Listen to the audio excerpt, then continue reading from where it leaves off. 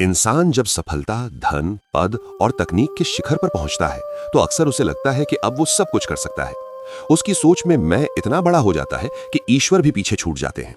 लेकिन इतिहास ही नहीं, आज का समय भी गवाह है कि इंसान कितना भी घमंड कर ले, भगवान की शक्ति के आगे उसे झुकना ही पड़ता है। आज का इंसान विज्ञान और तकनीक पर बहुत भरोसा करता है। बड़े बड़े वैज्ञानिक दावे, ऊंची इमारतें, तेज रफ्तार जीवन, सब कुछ इंसान को यह भ्रम देता है कि वो प्रकृति और भाग्य से ऊपर उठ चुका है। लेकिन जब कोरोना जैसी महामारी आई तो पूरी दुनिया ठहर गई। जिन देशों को अपनी ताकत पर सबसे ज्यादा घमंड था, वही देश सबसे ज्यादा बेबस नजर आए। न धन काम आया, न सत्ता, न ही विज्ञान तुरंत कोई रास्ता दिखा पाया। उस समय इंसान के पास केवल एक ही सहारा बचा, प्रार्थना। आज के समय में एक और उदाहरण हम प्राकृतिक आपदाओं में देखते हैं।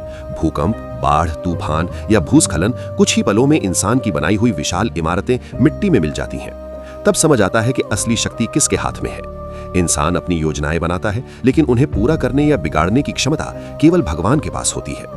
एक आम जीवन का उदाहरण भी इसे समझाता है।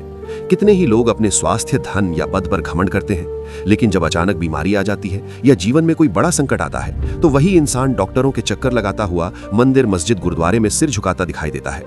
उस समय उसे एहसास होता है कि वो केवल प्रयास कर सकता है, नियंत्रण उसके हाथ में नहीं है। भगवान इंसान को घमंड तोड़ने के लिए नहीं, बल्कि सच्चाई दिखाने के लिए मजबूर करते हैं। ये मजबूरी इंसान को विनम्र बनाती है, उसे सही रास्ता दिखाती है और ये सिखाती है कि शक्ति का अहंकार नहीं, उसका सदुपयोग होना चाहिए। अतः अंत में यही कहा जा सकता है कि इंसान को अपनी मेहनत पर गर्व होना चाहिए, लेकिन भगवान की शक्ति के आगे विनम्र रहना और उनका धन्यवाद करना भी उतना ही जरूरी है। क्योंकि जब इंसान की ताकत खत्म होती है, तब भगवान की शक्ति ही उसका अंतिम सहारा बनती है।